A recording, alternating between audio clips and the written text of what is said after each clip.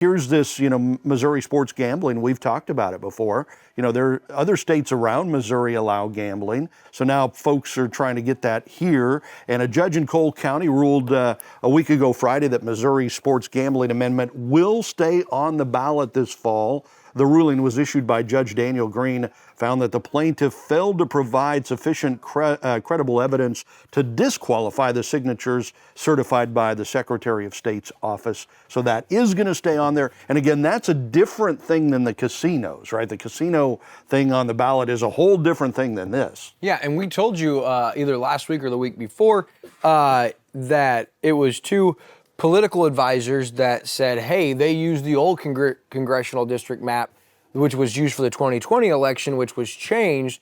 They were challenging that there were not enough signatures in 6 of the 8 districts. Well, as you alluded to, the Cole County judge ruled on Friday, September 5th, that they didn't have enough evidence to prove that it lacked the signatures. So it stays on the ballot. And as you also said, this is different from the potential 14th casino, which would be on the Osage River, which would be another amendment to the Missouri Constitution, which was initially left off and then now is being added to the November ballot. So both of these things will be on. First, sports betting in the state of Missouri, which has got a ton of support from Bally Sports, from DraftKings and FanDuel, as well as all of the major sports outlets from the Chiefs, the Cardinals, the Royals, and then the 14th casino along the Osage River, which would change the Missouri Constitution. Currently 13 casinos in the state of Missouri. We're at the max. No other casinos could be in the state of Missouri. Well,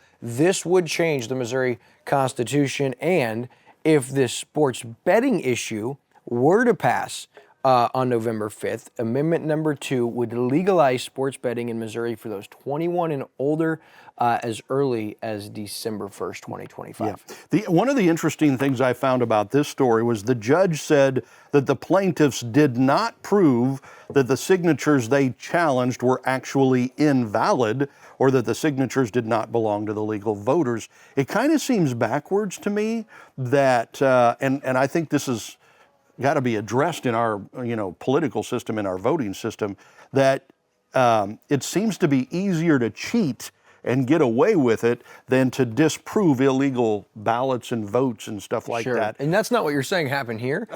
No, I'm not, but it very well could be. Yeah. I mean, heck, the plaintiffs, as you said, argued that 768 signatures should be invalidated. They said that 95 of those were non-legal voters, and they said that 673 of these were fake signatures or forgeries, and so they probably wouldn't have had time to prove the plaintiffs wrong with that, and so they were just like, you know what, this is you don't provide enough evidence, so it stays on, which is interesting. But man, what a busy last 6 months for Missouri Secretary of State Jay Ashcroft. Yeah, running for governor, and then all these election things, which did not lawsuits and did not turn out well for him in a lot of cases. And back to that election fraud stuff.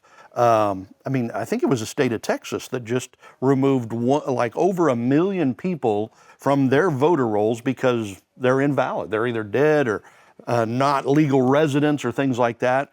You would think every state in the union would be keeping up with that because elections are so important, and we find that that's not the case.